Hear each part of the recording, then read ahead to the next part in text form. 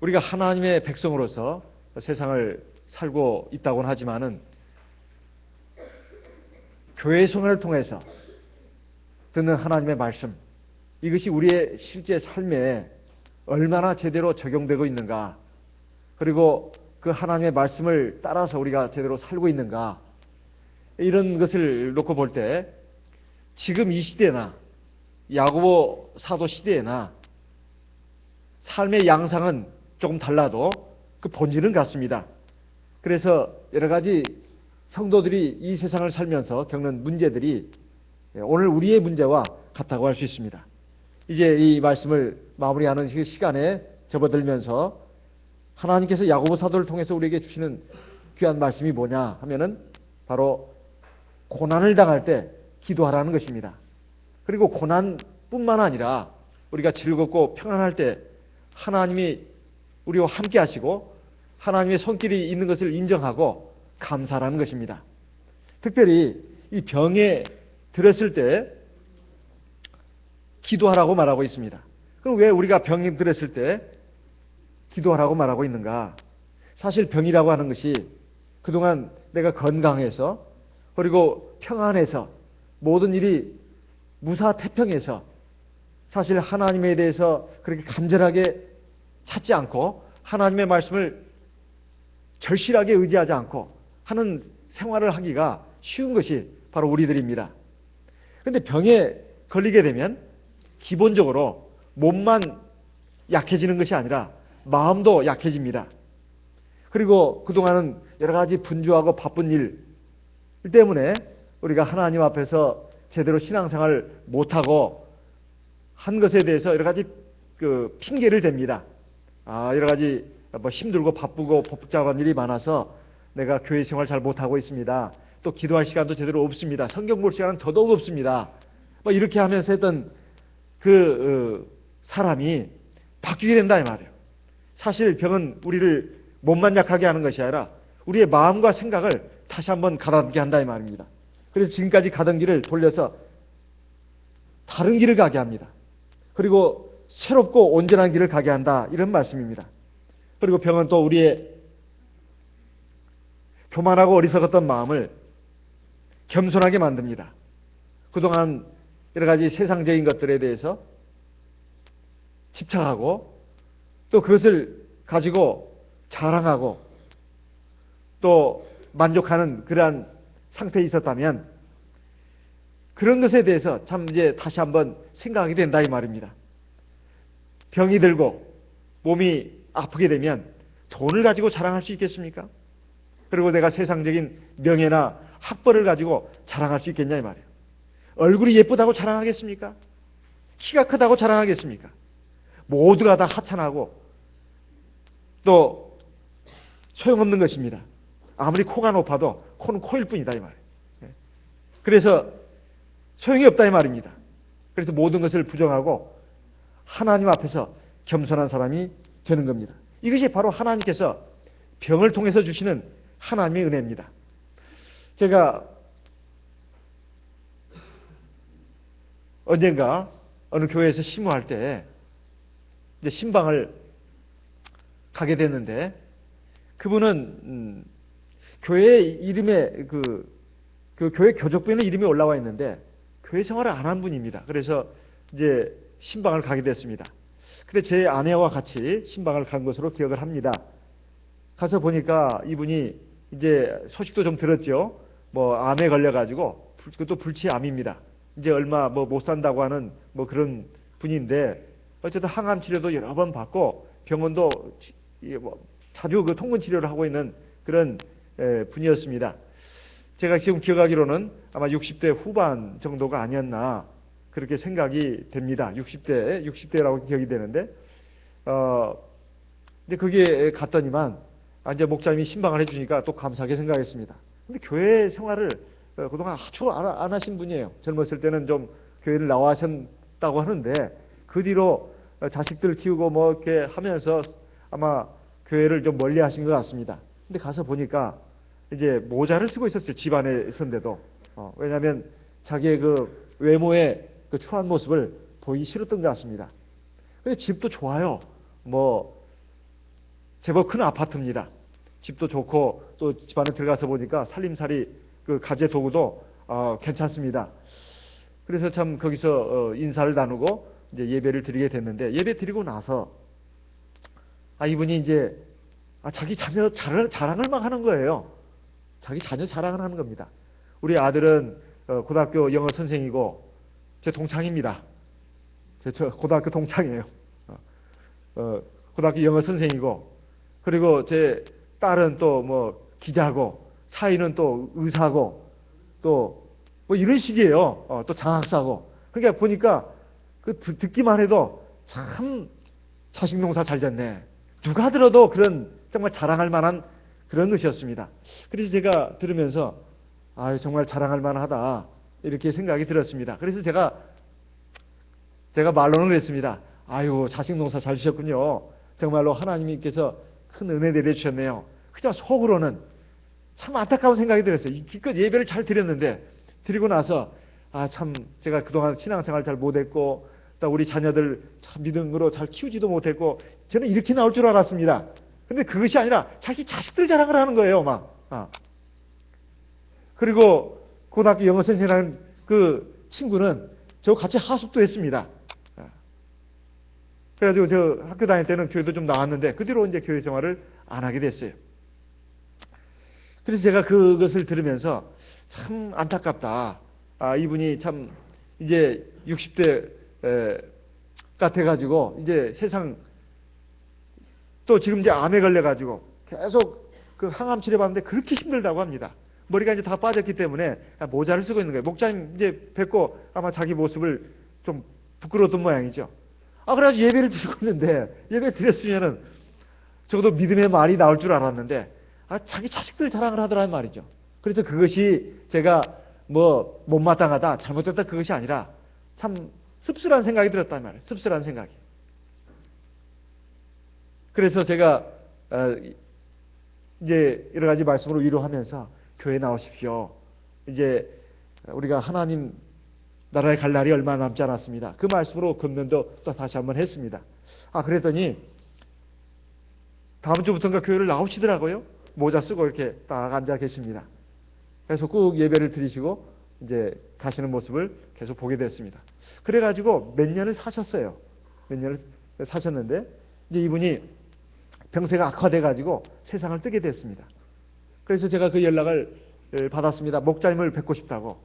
근데 저를 부르는 거예요. 임종을 이제 바로 몇 시간 앞두고 저를 부른 거였습니다. 그래서 제가 이제 교회 집사님 그리고 구역장님들과 함께 같이 갔습니다. 가서 보니까 가족들이 다 모여 있는 거예요. 그 방 안에. 그 모친은 이제 방 안에 누워 있습니다. 그럼 저를 보더니만 눈물을 글썽거리면서 눈물을 흘리는 거였습니다. 저의 손을 붙잡았습니다. 그래서 저도 마음속에서 막 말로 다 할 수 없는 어떤 그 감정이 일어났습니다. 그래가지고 이제 하나님 앞에 거기서 예배를 드렸죠. 조금 더 걱정하지 마시라고. 이제 하나님 나라에 들어갈 준비를 가지시고 마음을 편안하게 가시라고. 그렇게 얘기를 하면서 하나님 말씀으로 위로하고 격려를 했습니다. 예배를 마치고 나니까 자기 벽에, 자기가 누워있던 베개에서, 누운 상태에서 예배를 드린 거죠. 그 벽에서 뭘 꺼냅니다. 꺼내가지고 제 손에 쥐어주는데 그게 바로 헌금이 들어있는 봉투였어요. 그동안 자녀들이 준 용돈 이런 것들을 쭉 모았던 것입니다. 모아가지고 이제 교회에 못 나오는 그 몇 주간의 기간 동안에 아마 모은 것이겠죠. 그것을 모아가지고 제 손에 쥐어주면서 이게 하나님께 드리는 마지막 헌금입니다. 이렇게 말하는 거였어요. 제가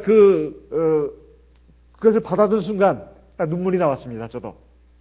그래서 이제 그렇게 위로하고 격려하면서 거기에 있는 제 친구도 봤습니다. 물론 친구도 보고 그 가족들 형제간들 다 봤습니다. 또 남편도 보고.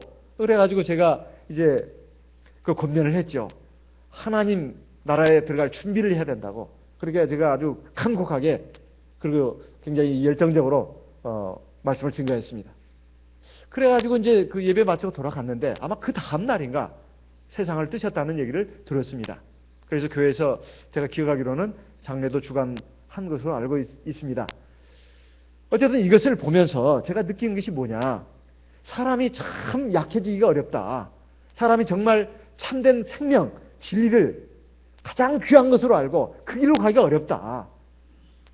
그것을 느꼈습니다. 아무리 우리가 물과 성령을 거듭났어도, 그리고 이 진리가 참된 구원의 진리라는 것을 알면서도 인생에 있어서 가장 소중한 것이 뭔가, 그리고 우리 하나님의 백성들이 가장 우선적으로 추구해야 할 것이 뭔가, 이것에 대해서 우선순위를 잘 모르고 있는 성도들이 꽤 많다. 이걸 느꼈습니다. 참으로 감사한 것은 그래도 그분이 이제 마지막 인생의 마지막 몇 년을 남겨두고 교회로 돌아왔다는 것입니다. 그리고 믿음 교회 생활을 하면서 믿음을 회복해가지고 그래도 하나님 나라에 들어갈 준비를 하고 들어가셨다는 것이 참으로 감사한 일입니다. 그렇다면 오늘 우리는 어떨까요? 저와 여러분이 지금 건강할 때 사실 중요한 것을 잊어버리고 정말 허망한 것, 덜 중요한 것을 붙들고 그것에 집착하고 욕심을 내면서 살아가는 우리 삶은 아닌지 한번 돌아볼 필요가 있지 않겠습니까? 사실 병들어서야, 죽기 직전에야 그렇게 하는 것보다는 지금 건강할 때, 그리고 지금 우리가 평안하고 순조로울 때 하나님을, 내 생명의 근본이신 하나님을 찾고, 그리고 영원한 하나님의 나라, 우리가 장차 다가올 그 나라를 바라보고 나간다는 것이 가장 중요한 것이 아니겠습니까? 사실 병이 들면 우리에게 주는 유익이 많습니다. 하나님만을 의뢰하게 합니다. 이제는 의지할 데가 하나도 없는 그 상황에 이르게 되면, 물론 치료를 의사가 할 수 있겠죠. 또 약을 먹어서 나을 수도 있겠죠. 하지만 그것은 다 하나님이 그것을 통해서 하시는 것입니다.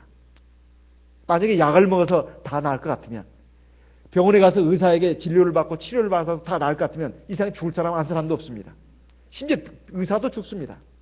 최근에 제가 천지누설이라는 어떤 TV 프로그램을 보니까 의사들이 병에 걸려가지고 막 암에 걸려서 그 고통을 받고, 그러면서 내가 의사인데 이렇게 병이 걸렸구나. 그것도 아주 유명한 의사들입니다. 또 한의사도 마찬가지고 양의사도 마찬가지예요. 그래가지고 그 병에 걸려서 그걸 낫는 그 과정을 또 이렇게 보여주는데, 뭐 다른 게 아니더만요. 저 좋은 시골에 가서 산골에 들어가가지고 좋은 공기 마시고 그냥 무공의 그 야채 그 먹으면서 또 운동해가지고 또 마음을 편안하게 비워가지고 나왔다는 뭐 이런 그 내용들입니다. 그래가지고 그걸 나으면서 자기 인생을 다시 한번 돌아보게 됐다. 그동안은 내가 의사로서 돈 버는데 혈안이 돼 있고 또 성공하는데 막 몰두했었는데 그것이 중요한 것이 아니라 뭔가 내가 인생을 참 의미 있고 값어치 있게 살아야 되겠다. 이것을 깨달았다는 것입니다. 하나님을 믿는 사람도 아마 그중에는 있었을지도 모릅니다. 하나님을 믿지 않았다 하더라도 그걸 깨닫는다는 것이 얼마나 중요한 일인가. 그런데 정작 우리가 하나님 앞에서 구원을 받고 영원한 하나님 나라의 백성, 시민권자가 됐다고 하면서 우리가 정말 중요한 것, 소중한 것을 아직도 분별을 못하고 세상 사람처럼 산다면 그래서 종교에 처하나 멸망하는 짐승과 뭐가 다르겠습니까? 그래서 바로 이 병들었을 때 우리가 서로 자기 죄를 고하고 병 낫기를 위해서 서로 기도하라. 여기 죄 문제가 나옵니다. 그 죄가 무슨 죄일까요? 사실 죄 없는 사람이 있겠습니까? 하나님 외에는 의인은 없습니다. 털어서 먼지 안 날 사람이 없다 이 말이에요. 다 살아가면서는 자기가 다 옳은 줄 알고 자기는 바른 줄 알지만은 사실 하나님 눈에 비춰봤을 때는 죄인이 아닌 사람이 없습니다. 특별히 우리가 평안할 때는, 그리고 건강할 때는, 모든 일이 순조롭게 풀릴 때는 사실 자기를 돌아보지 않습니다. 고난을 당할 때, 병들었을 때, 뭔가 괴롭고 힘든 일이 있을 때 우리는 하나님을 바라보고 하나님을 찾고 하나님께 무릎 꿇어서 기도합니다. 그러면서 뭘 달라고, 뭘 주시라고 구하는 것뿐만이 아니라 하나님 앞에서 자기를 돌아보게 되어 있습니다. 내가 그동안 하나님 앞에서 어떻게 살아왔는가, 그리고 지금 나는 하나님 앞에 어떤 모습인가, 이것을 돌아보면서 회개하게 되어 있습니다. 그래서 기도하라는 것입니다. 자기 죄를 구하라는 것은 뭐 없는 죄 짜내가지고 내놔라 그 말이 아니라 하나님 앞에서 자기를 돌아보고 자기의 부족한 점에 대해서 하나님 앞에 고백하고 회개하라는 그런 뜻입니다. 그리고 병들어서 누워있게 되면 세상에 바쁜 것이 어디 있습니까? 그리고 꼭 해야 될 세상 일이 어디가 있냐 이 말이에요. 하나님을 경외하는 것보다도 내 영적인 생명을 챙기고 그것을 건강하게 하는 것보다도 더 중요한 일이 어디가 있냐 이 말이에요. 사람의 목숨이라고 하는 것은 정말로 아침에 햇볕에 사라지는 안개와 같습니다. 최근에 하나님의 부르심을 갖고 간 우리 이강필 형제님, 사실 저 한 몇 년 선배입니다. 3, 4년 선배인데 그렇게 빨리 가실 줄은 생각도 못했습니다. 빨리 가실 생각도 못했어요. 부산교회 심호할 때 와서 그 중고등부 청년들한테 그 맛있는 참치도 먹이고 또 간증도 하고 비처럼에 그 간증도 싣고 그러는 데가 바로 그제가 일 같습니다. 그런데 하나님께서 데려가시지 않습니까? 물론 사업가로서는 굉장히 훌륭한 분이었습니다. 그분이 그 사이에 얼마나 믿음 생활을 잘 하셨는지 못 하셨는지는 제가 그 부분은 잘 모르겠습니다. 만약에 믿음 생활을 잘 했다면 정말 그분은 하나님 앞에서 훌륭한 인생을 산 것입니다. 그래서 우리 인생의 후반부, 마지막 그 결승 테이프를 끊을 때 내가 믿음 생활을 제대로 했는가 안 했는가, 그리고 하나님 앞에서 성령의 열매를 맺었는가 안 맺었는가, 우리 그리스도의 형상을 내가 그래도 조금이라도 닮아갔는가 그렇지 않았는가, 이것이 가장 중요한 내 인생의 결산하는 데 있어서 가장 중요한 그 핵심입니다. 그래서 오늘 말씀은 우리가 그 어려움이 있을 때 기도하라는 것인데, 그러면 죄인이 돼가지고서 내가 병들어서 또 어려운 일을 당하는데 뭘 기도할 자격이 있단 말인가? 보통 이렇게 생각을 많이 합니다. 우리가 여러 가지 어려움에 빠지고 침체에 드는 가장 중요한 그 이유가 뭔가? 가장 중요한 이유. 그것은 하나님이 나로 하여금 더 기도하게 하고 하나님 말씀에 더 바로 서게 하기 위한 그런 뜻이 있다. 이렇게 생각하는 것이 신앙적으로 생각하는 것입니다. 근데 왜 우리가 보통 어려움을 겪어도 인간적으로 그걸 생각하고 그걸 인간적으로 풀어가려고 하냐 이 말이에요. 신앙적으로 이해하고 신앙적으로 풀어갈 생각을 해야 되는데 그렇지 않은 경우가 참 많습니다. 그것은 바로 우리가 하나님 앞에서 기도하지 않기 때문이라는 거예요. 왜 기도하지 않는가? 그 기도에 대해서 여러 가지 오해가 있다는 것입니다. 첫 번째는 기도라고 하는 것은 특별히 어떤 믿음 좋은 사람, 그래도 하나님 앞에서 뭔가 손을 내밀 수 있는 사람이 하는 것이다. 그리고 특별한 어떤 때만 하는 것이다. 이런 그 오해를 가지고 있다는 것입니다. 그런데 여기에 오늘 우리에게 주신 하나님의 말씀을 보게 되면 엘리야를 들고 있습니다. 엘리야가 누굽니까? 엘리야는 우리가 감히 다가설 수 없는 그러한 너무나 먼 당신입니다. 가까이 하기엔 너무나 먼 당신. 우리 신앙이나 모든 면에 있어서 차원이 다른 사람이다 이 말이에요. 죽음을 보지 않고 하나님 나라로 지켜가는 사람입니다. 그런데 여기에 말씀을 보게 되면 엘리야는 우리와 성정이 똑같은 사람이라고 말하고 있습니다. 성정이 똑같은 사람이 무슨 뜻이겠습니까? 화날 때 화도 내고 때로 잘못된 말도 하고 잘못된 행동도 하고, 사실 하나님의 온전한 선지자 같지만은 사실은 여러 가지 부족한 점들도 다 있었다는 것입니다. 그것이 바로 우리와 성정이 같은 사람이라는 거예요. 어떤 위대한 사람, 성인의 반열에 올라갈 사람, 그런 사람이 아니라는 것입니다. 우리와 똑같은 성질을 가진 사람이다. 이런 말입니다. 그런데 그가 하나님 앞에 비 오지 않기를 간절히 기도했더니 3년 6개월 동안 땅에 비가 아니왔다. 이렇게 말씀하고 있습니다. 또 여기 보니까 다시 기도한 즉 하늘이 비를 주고 땅이 열매를 내었다고 말씀하고 있습니다.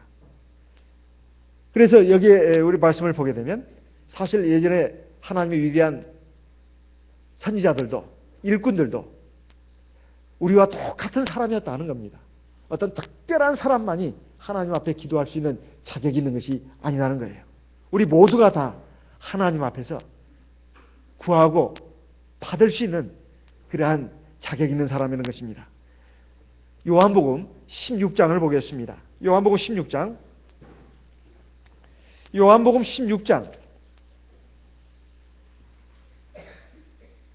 23절 24절 말씀 우리 같이 읽어보겠습니다. 요한복음 16장 23절 24절 같이 읽어보겠습니다.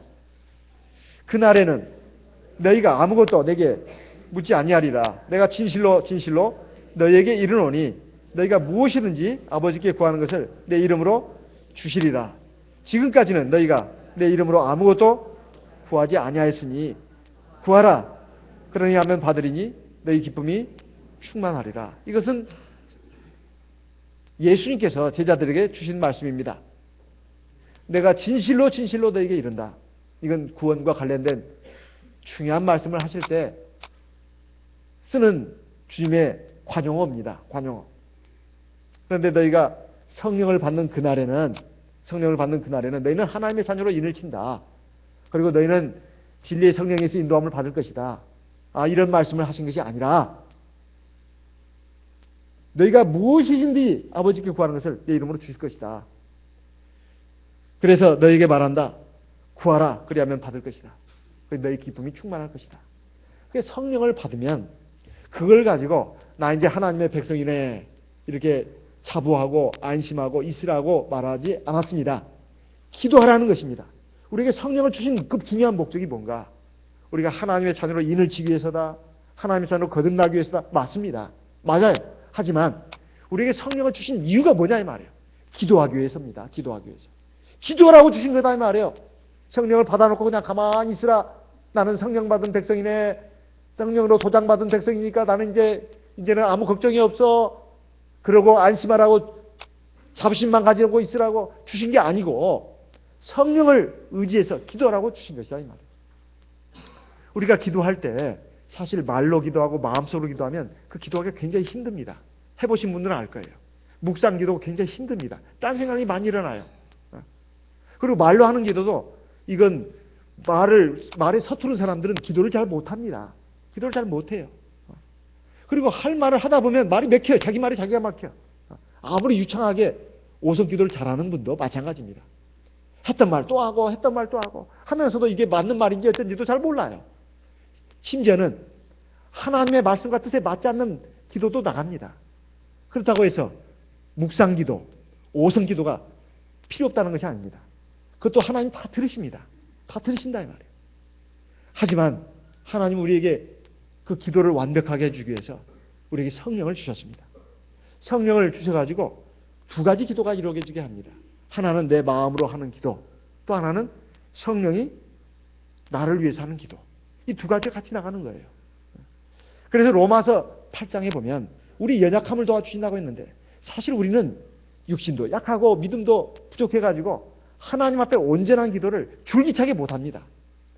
그래서 하나님 앞에서 상달받을 수 있는 온전한 기도를 줄기차게 할 수 있도록 하기 위해서 하나님께서 우리에게 보혜사 성령을 주신 것입니다. 로마서 8장 26절 27절을 같이 읽어보겠습니다. 로마서 8장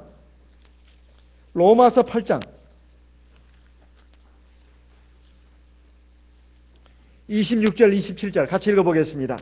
이와 같이 성령도 우리 연약함을 도우시나니 우리가 땅의 빌바를 알지 못하나 오직 성령이 말할 수 없는 탄식으로 우리를 위하여 친히 간구하시느니라. 27절 마음을 감찰하시는 이가 성령의 생각을 아시나니 이는 성령이 하나님의 뜻대로 성도를 위하여 간구하십니다. 그래서 성령 기도를 방언 기도를 하다 보면 사실 걱정할 필요가 없습니다. 하나님은 우리의 부족한 거, 어리석은 거, 약한 거 다 알고 있습니다. 그럼 우리 마음으로 기도하면 하나님 다 감안해서 듣습니다. 그런데 우리 안에 성령이 그걸 완벽한 기도로 바꿔가지고 또 드려준다 이 말이에요. 그러니까 이 성령 기도를 하라는 것입니다. 성령을 주신 목적, 기도하라고 주신 거다 이 말이에요. 이거 분명히 알아야 합니다. 분명히 알아야 돼요. 성령을 바꿔서 기도하지 않는다. 이 말이 안 되는 소리다 이 말이에요. 성령을 바꿔서 기도해야 우리가 하나님과의 관계가 더 튼튼해집니다. 그리고 우리가 하나님 앞에서 온전한 사람으로 성장해 가는 거예요. 온전한 사람으로 성장해 가는 겁니다. 성령 기도 없이 하나님 말씀만 듣다 보면 바리새인 서기관처럼 되기가 쉽습니다. 귀만 발달하고 머리만 발달해요. 귀만 발달하고 머리만 발달하면 이거 그 기형적인 사람이 됩니다. 사실 세상에서 가장 먼 거리가 어떤 거리인지 아십니까? 우리 한국에서 미국까지요? 브라질까지요? 아닙니다. 머리에서 가슴까지가 제일 먼 거리라고 합니다. 머리에서 가슴까지. 머리로는 다 아는데 마음이 변화가 안 되고 성품이 변화가 안 돼. 우리가 하나님 말씀을 들었으면, 배웠으면 머리에서 깨달아야 합니다. 그리고 우리 마음이 바뀌고 생각이 바뀌어야 된다는, 예배가 바로 그런 것입니다. 영적 예배가 우리의 마음과 뜻이 하나님의 말씀과 뜻대로 바뀌는 것입니다. 그런데 머리에서는 다 알고 깨달았는데 마음이 바뀌지 않아요. 성품이 바뀌지 않아요. 생각이 바뀌지 않습니다. 그래서 머리에서 이 가슴까지가 참 멀다고, 제일 멀다고 말하는 것입니다. 근데 그보다 먼 것이 뭔지 아십니까? 가슴에서부터 다리까지가, 발까지가 더 멉니다. 우리가 아무리 마음으로 감동을 받고 은혜를 받았다 하더라도 그것이 행함으로 나가는 것이 그렇게 쉽지가 않습니다. 어렵다 이 말이에요. 그래서 행하는 것은 더 어렵습니다. 우리의 삶의 모습, 변화된 모습으로 나타나는 것은 더 어렵다 이 말이에요. 그래서 가슴에서 발까지 거리가 더 멀다고 말하는 것입니다. 그런데 그것을 가능하게 해주는 것이 있습니다. 그게 뭘까요? 보혜사입니다. 하나님의 성령입니다. 우리가 하나님의 성령을 의지해서 기도하면 참 이상한 일이 벌어져요. 내 마음이 바뀌고 생각이 바뀌고 성품이 바뀝니다. 머릿속으로 이해했고 깨달았던 그 하나님의 말씀들이 내 가슴에 와서 변화를 시킨다 이 말이에요. 뿐만 아니라 이 팔다리도 아주 튼튼하게 해줍니다. 그래가지고 실행으로 나가게 한다 이 말이에요. 그게 성령의 역사입니다. 그래서 성령의 열매라고 하는 것입니다. 우리 사람의 노력으로 의지로 될 것 같으면 사람의 열매입니다. 갈라디아서 5장에 나오는 성령의 열매는 바로 성령을 의지한 기도로서만 이루어지는 열매입니다. 아무리 하나님의 율법을 배우고 연구하고 궁구한다 하더라도 우리가 하나님의 말씀에 의해서 변화가 돼서 하나님의 백성다운 백성이 되고 하나님의 자녀다운 자녀가 되는 그러한 성령의 열매를 맺기 위해서는 성령의 기도가 필수입니다. 성령의 기도가 필수예요. 성령의 기도를 해야 내 마음이 변화가 됩니다. 교만했던 마음 겸손해지고 어리석었던 마음 지혜로워지고 강팍했던 마음 부드러워집니다. 그리고 거짓됐던 마음 진실해집니다. 사람이 하나님을 따라갈 수가 없습니다. 하나님의 성품을 사람 힘으로 닮아갈 수 없어요. 하지만 우리가 주의 성령, 하나님의 성령을 의지하면 가능합니다. 가능하다 이 말이에요. 스가랴 4장을 보겠습니다. 스가랴 4장 6절 7절 구약성경 1316쪽 스가랴 4장 6절 7절 말씀을 같이 읽어보겠습니다. 스가랴 4장 6절 7절 같이 읽어보겠습니다. 그가 내게 일러 가로되 여호와께서 스룹바벨에게 하신 말씀이 이러하니라. 만군의 여호와께서 말씀하시되 이는 힘으로 되지 아니하며 능으로 되지 아니하고 오직 나의 신으로 되느니라. 7절 큰 산아 네가 무엇이냐. 네가 스룹바벨 앞에서 평지가 되리라.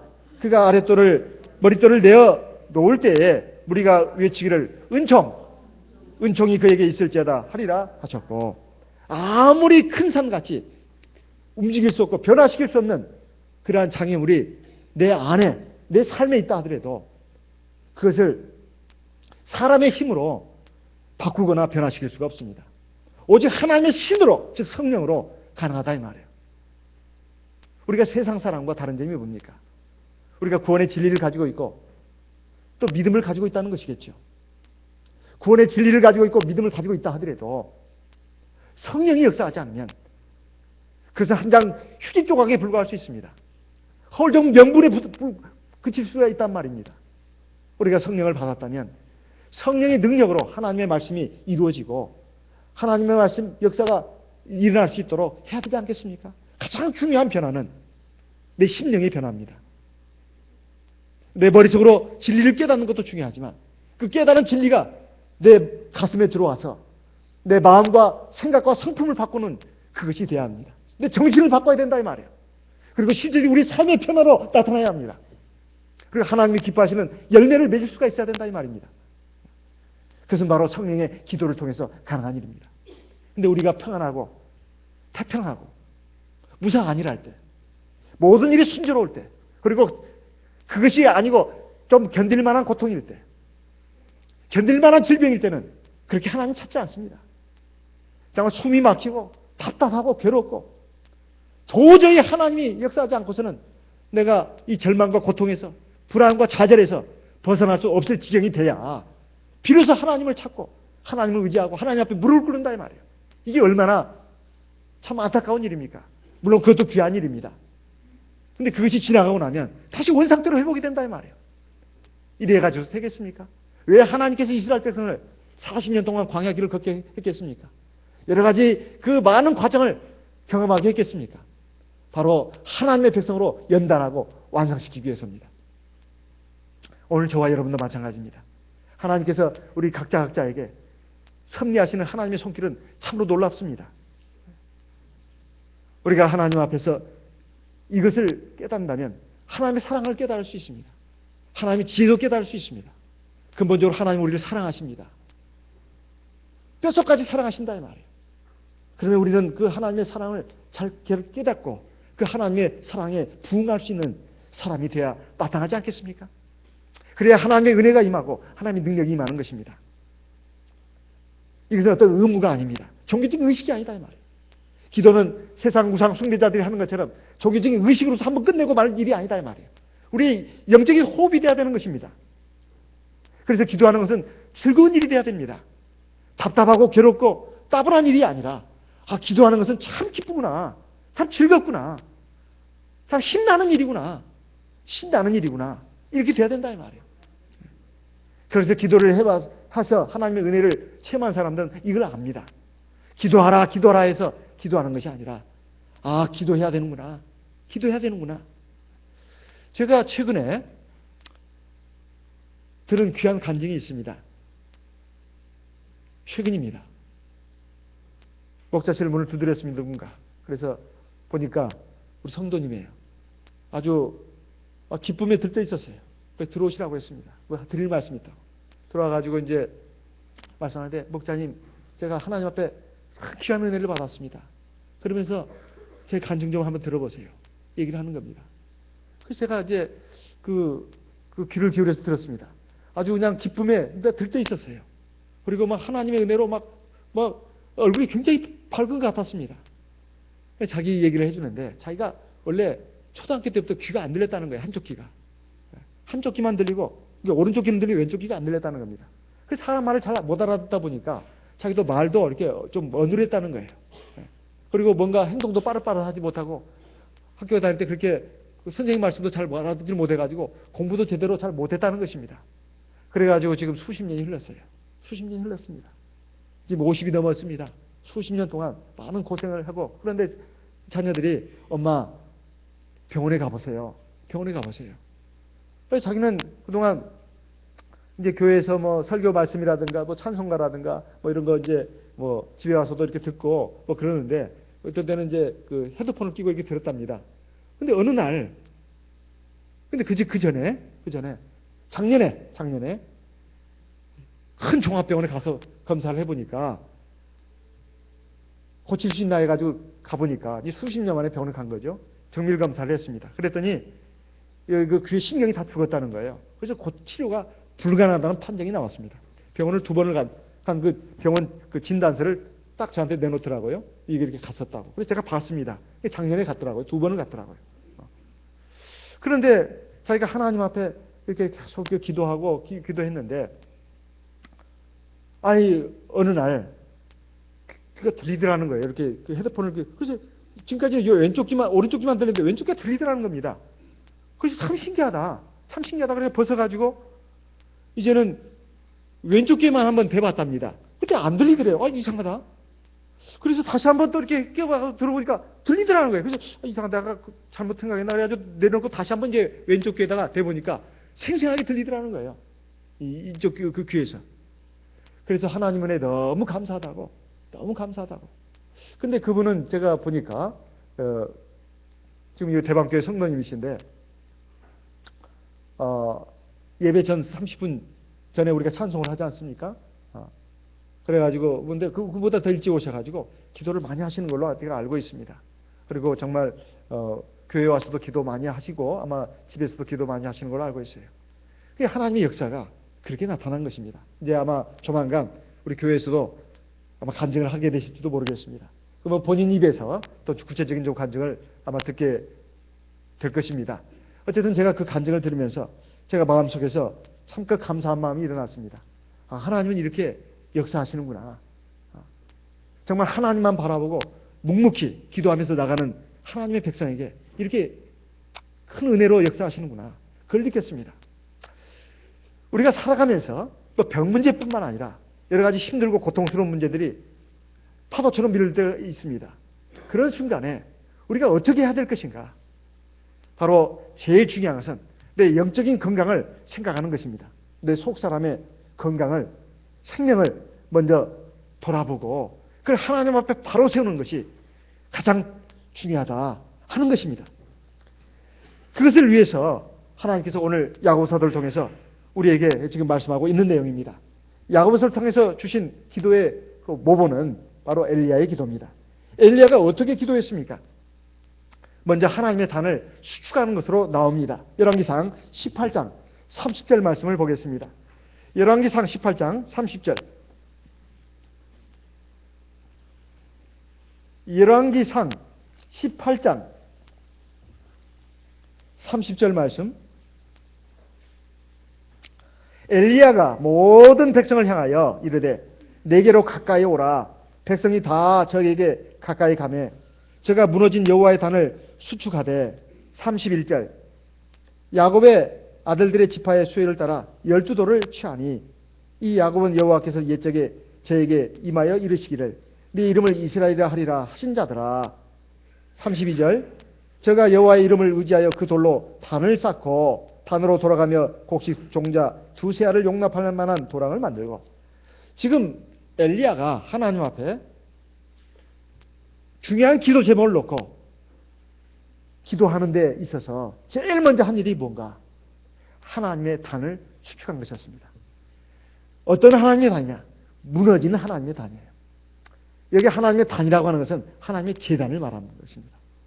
하나님 앞에 제물을 바쳐서 하나님 앞에 예배드리는 그 제단, 그것이 무너져 있었어요. 이스라엘 백성들이 한편으로는 하나님을 섬기면서 또 한편으로는 우상을 섬겼다 이 말이에요. 양다리 걸치기 신앙이었다 이 말입니다.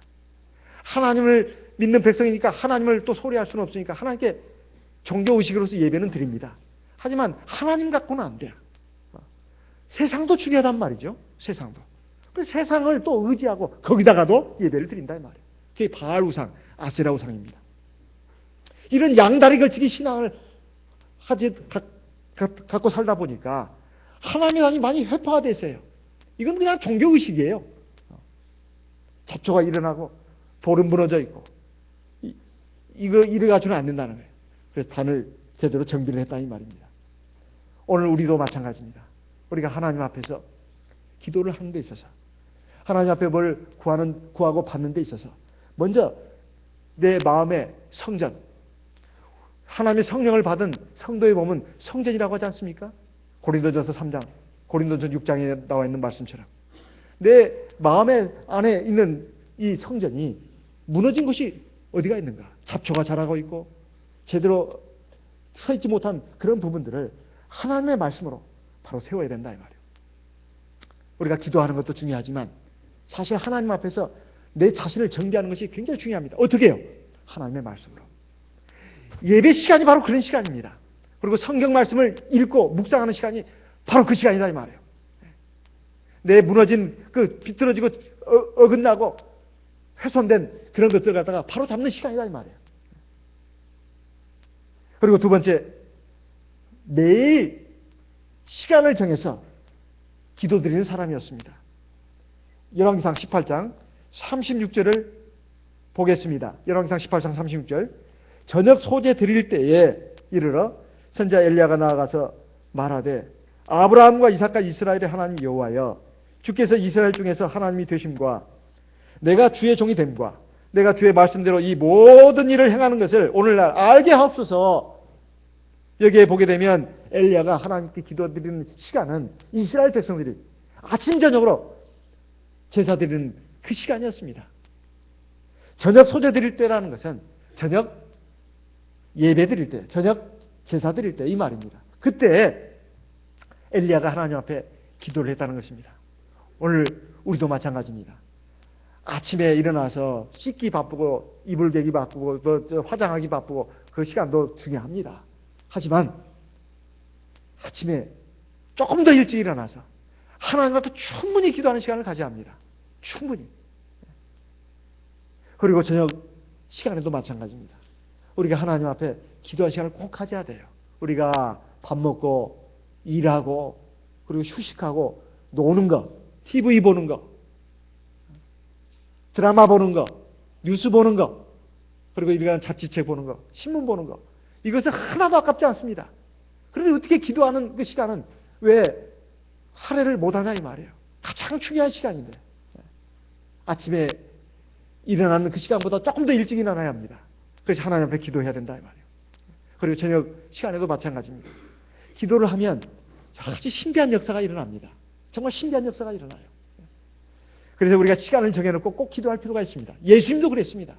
예수님 뭐가 부족합니까? 전능하신 하나님 아닙니까? 근데 새벽 미명에 일어나셔가지고 한적한 곳으로 가서 기도했다고 나오고 있습니다. 마가복음 2장을 보겠습니다. 마가복음 2장. 마가복음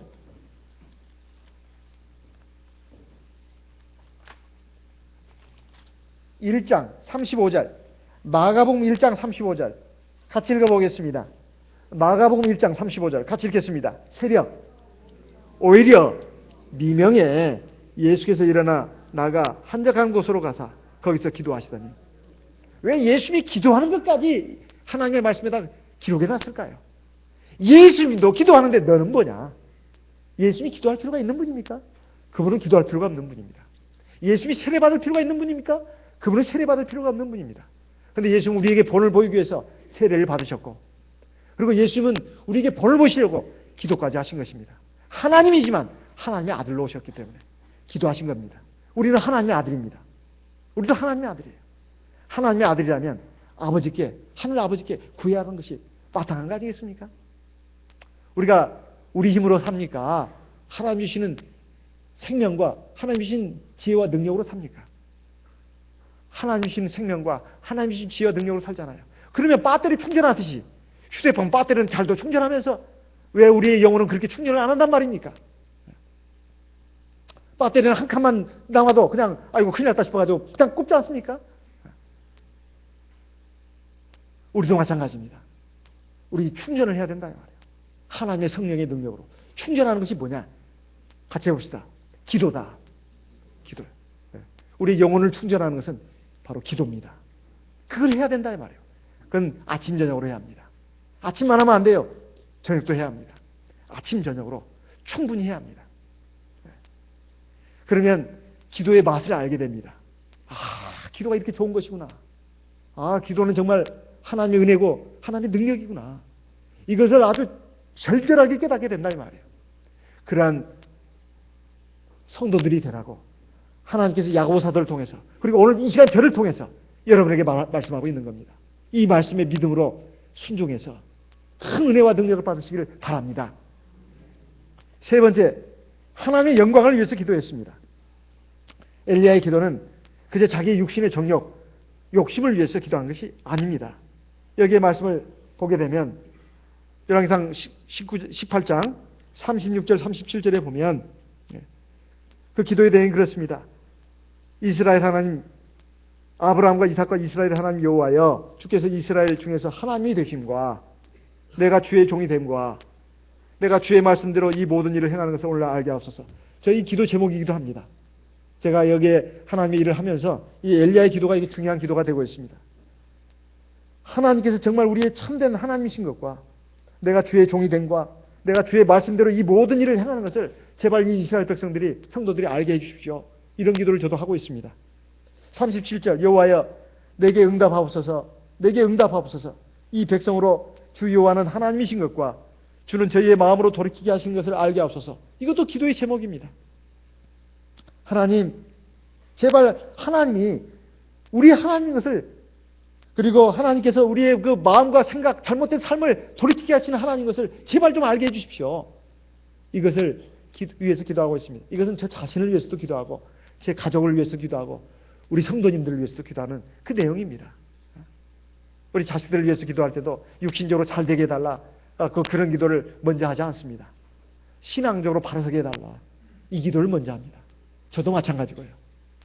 우리 자식들도 마찬가지고 우리 성도님들도 마찬가지입니다. 그 다음에 이제 육신적인 것을 구하죠.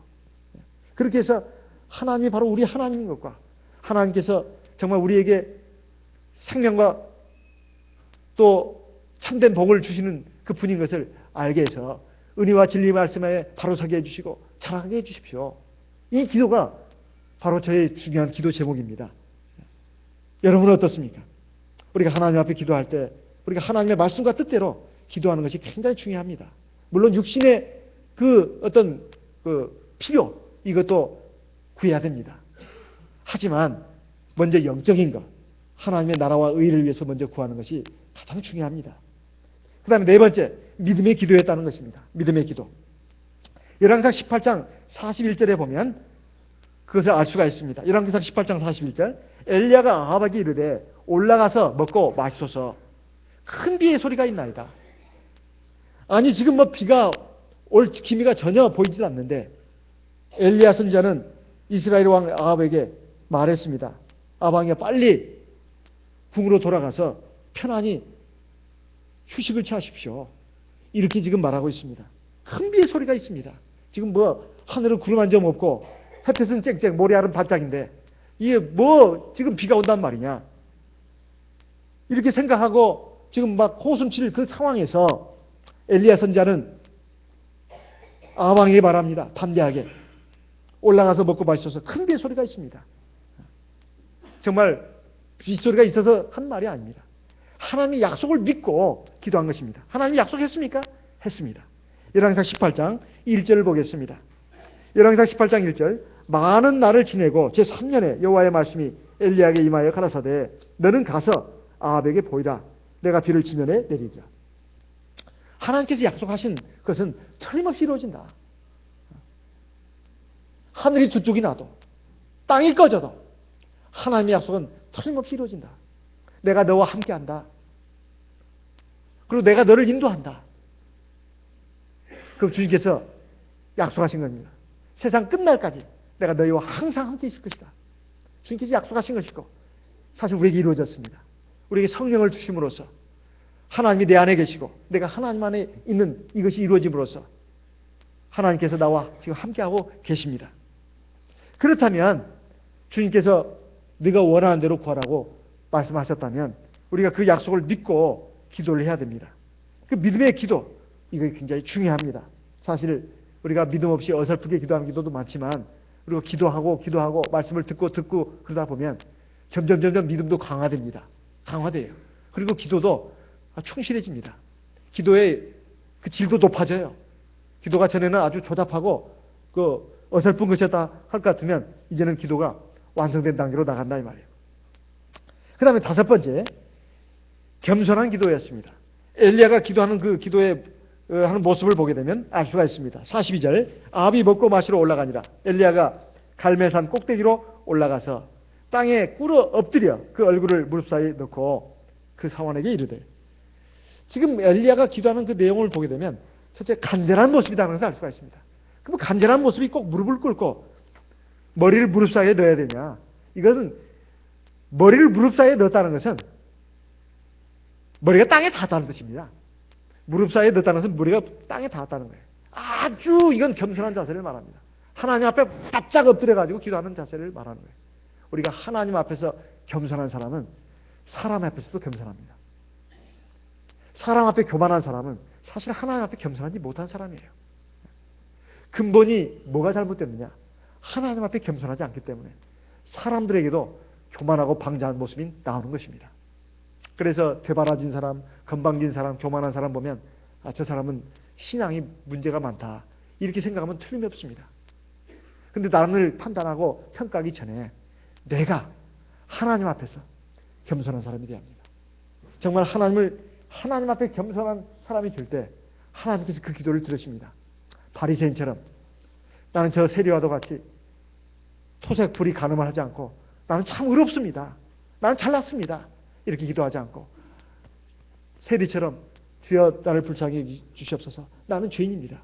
다른 사람을 이렇쿵저렇고 평가하고 판단하는 그런 심판자 입장이 아니라 하나님 앞에서 자기의 모습을 돌아보면서 겸손한 마음으로 통회하는 마음으로 회개하는 그런 사람의 기도를 하나님께서 기뻐하신다는 것입니다. 여섯 번째, 끈기 있는 기도였습니다. 끈기 있는 기도였어요.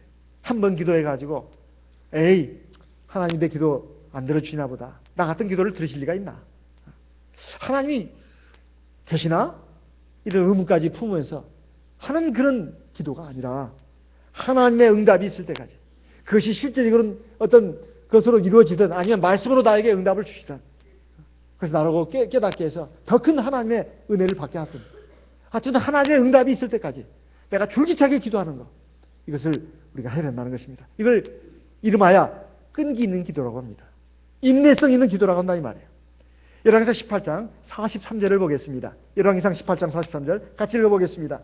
그 사환에게 이르되 올라가 바다편을 바라보라. 저가 올라가 바라보고 고하되 아무것도 없나이다. 가로되 7번까지 다시 가라. 44절 7번째 이르러서는 저가 고하되 바다에서 사람의 손만한 작은 구름이 일어나나이다. 가로되 올라가 아합에게 고하기를 비에 막히지 아니하도록 마차를 갖추고 내려가소서 하라 하니라. 45절 같이 읽겠습니다. 조금 후에 구름과 바람이 일어나서 하늘이 캄캄하여지며 큰 비가 내리는지라. 아합이 마차를 타고 이스라엘로 가니. 여기까지. 여기에 보게 되면 엘리야가 기도를 몇 번 했죠? 몇 번 했습니까? 7번 했습니다. 7은 성경에서 완전수라고 합니다. 완전수라는 것은 충만한 수를 말합니다. 충만한 수. 하나님이 인정하실 때까지, 하나님의 기도의 응답이 나올 때까지 그 선까지 기도하는 걸 말합니다. 물은 몇 도에 끓죠? 물은 100도에 끓어요. 99도에 끓어요? 안 끓어요? 안 끓어요. 100도가 돼야 끓습니다. 밥도 마찬가지예요. 쌀 밥솥에 안 치고 한참 가야 겨우 물이 끓습니다. 지글지글 보글보글 하면서 그냥 거품이 일어나면서 밥이 되는 거예요. 그때까지 상당한 시간이 필요합니다. 우리 기도도 마찬가지예요. 우리의 기도가 하나님 앞에서, 왜 하나님이 금방금방 들어주신 기도도 있지만 시간을 요하면서 그렇게 계속 기도하게 하느냐. 그걸 통해서 하나님은 우리의 속사람도 변화시키고 더 온전한 하나님의 은혜와 능력을 주시려고 그렇게 하시는 것입니다. 그래서 우리가 기도할 때 꼭 하나 놓쳐서는 안 되는 거, 끈기 있게 기도해야 된다는 겁니다. 끈기 있는 기도, 이것을 하나님은 우리에게 원하신다는 것입니다. 우리가 이렇게 해서 엘리야처럼 하늘에서 비가 오지 않기를 기도했더니 3년 반 동안이나 비가 오지 않고 다시 기도했더니 그 비를 내려주셨습니다. 그것도 엄청나게. 우리가 하나님 앞에 비를 구하는 것은 은혜를 구하는 것과 같습니다. 은혜를 구하는 것은 비를 구하는 것과 같습니다. 우리가 하나님 앞에서 하나님의 도우심, 하나님의 은혜와 능력을 구하는 하나님의 성도가 될 때 우리가 하나님의 백성으로서 온전하게 서고 장성한 분량의 사람으로 살아가는 것입니다. 그러나 하나님의 은혜와 능력이 나타나기까지, 나타나도록 우리가 하나님 앞에 늘 성령을 의지해서 기도하는 하나님의 백성 되시기를 예수님의 이름으로 기원하는 바입니다. 다 같이